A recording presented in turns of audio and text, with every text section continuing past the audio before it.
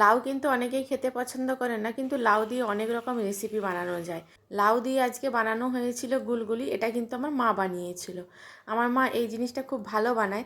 তাই মা এই একদম নরম লাউটা পেয়ে বললো যে গুলগুলি বানাবো। তো আমি প্রথমে লাউগুলোকে একদম সরু সরুভাবে কেটে নিয়েছি। এগুলো একটু মোটা করে কাটলেও কোনো অসুবিধে নেই, কি অথবা গ্রেটার দিয়ে গ্রেট করেও নিতে পারেন লাউগুলোকে। তো আমি ছোট ছোট করে কেটে নিয়েছি। তারপরে প্রেসার কুকারে 2টো মতো সিটি দিয়েছি।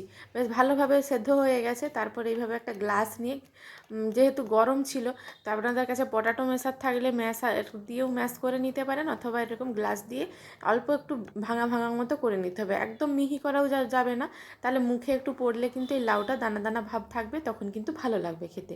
দিয়ে দিলাম পরিমাণ মতো ময়দা আর অল্প একটু চালের গুঁড়ো।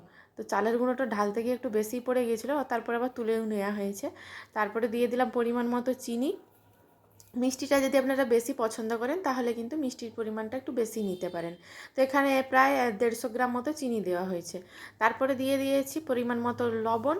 দিয়ে তারপরে ভালো করে একটু জল দিয়ে একদম খুব একটা মোটাও না, খুব একটা পাতলাও না, এইভাবে কিন্তু একটা ব্যাটার তৈরি করে নিতে হবে। তো এইভাবে মেখে নিতে হবে ভালোভাবে, যেন না কোনো দানা ভাব থাকে। তো ভালো করে মেখে নেওয়ার পরে তারপরে আবারও একটু জল কম হয়েছিল, তো জল দিয়ে দিল আবার। তারপরে দিয়ে দেওয়া হচ্ছে এখানে পানমৌরি। এই পানমৌরিটা দিলে কিন্তু ফ্লেভারটা খুব ভালো আসে। ব্যাস এই কটা উপকরণ, খুব বেশি কিন্তু উপকরণের প্রয়োজনও পড়ে না, তাতেই এত টেস্টি কিন্তু গুলগুলিগুলো হয়ে যায়।